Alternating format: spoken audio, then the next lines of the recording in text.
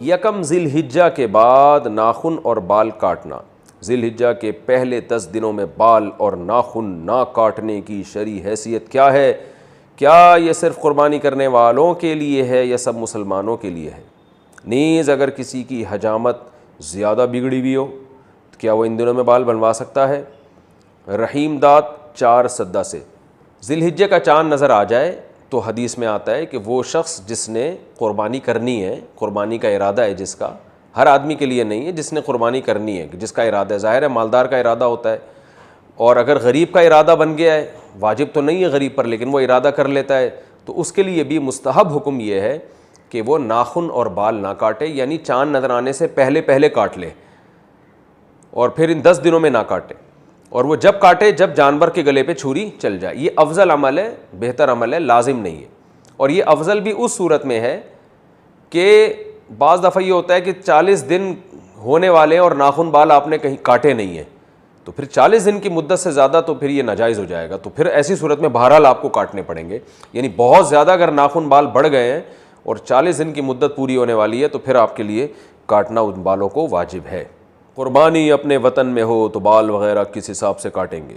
बेटा लंदन में रहता है और क़ुरबानी कराची में होती है, क्या वो अपने बाल वग़ैरह कराची के हिसाब से क़ुरबानी के बाद काटेगा? नुज़हत साहिबा कराची से। जी हाँ, क्योंकि हदीस में आता है कि जो बाल या नाखून ना काटे जाएँ, जो कि अफजल अमल है, वाजिब नहीं है, तो वो उस सूरत में है जब जानवर के गले पे छुरी चल जाए तो फिर काट सकता है। तो जब कराची में उसने क़ुरबानी की और यहाँ जानवर कट गया तो वो लंदन में हो या अमेरिका में हो, बाल काट सकता है। क़ुरबानी की इबादत का आगाज़ कब हुआ? क्या क़ुरबानी हज़रत इब्राहीम अलैहिस्सलाम के ज़माने से शुरू हुई है? ये इससे पहले भी होती थी। नीज़ ये हज़रत इब्राहीम अलैहिस्सलाम से पहले जो नबी थे वो किस चीज़ की क़ुरबानी करते थे? उस्मान गोजरावाला से। कुरान से इशारा मिलता है कि क़ुरबानी हज़रत इब्राहीम अलैहिस्सलाम से पहले भी होती थी, मगर इस शक्ल में नहीं थी, वो दूसरी शक्ल में थी।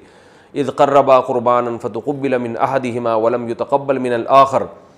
काबिल और हाबिल ने क़ुरबानी पेश की थी, काबिल की कबूल हो गई, हाबिल की कबूल हो गई, काबिल की रद्द हो गई। तो उससे भी मुतबादिर यही होता है कि उन्होंने जानवर ज़बह करके अल्लाह के यहाँ पेश किया था, लेकिन कोई सही यकीनी मुस्तनद बात नहीं है इस बारे में। अलबत्ता इब्राहीम अलैहिस्सलाम से प्रॉपर इस सुन्नत का आगाज़ हुआ है। उनको बेटे ज़बह करने के लिए लिटाया गया और फिर उन्होंने अल्लाह के हुक्म को पूरा किया और अल्लाह ने बेटे के बजाय एक जानवर दे दिया उनको।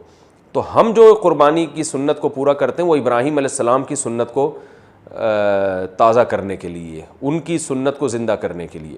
तो हमारी वाली क़ुरबानी हज़रत इब्राहीम से ही शुरू हुई है। अलबत्ता क़ुरबानी इस यानी जानवर अल्लाह के लिए ज़बह करने का फ़लसफ़ा हमें कुरान और सुन्नत से इशारा मिलता है कि वो पहले से भी था वो।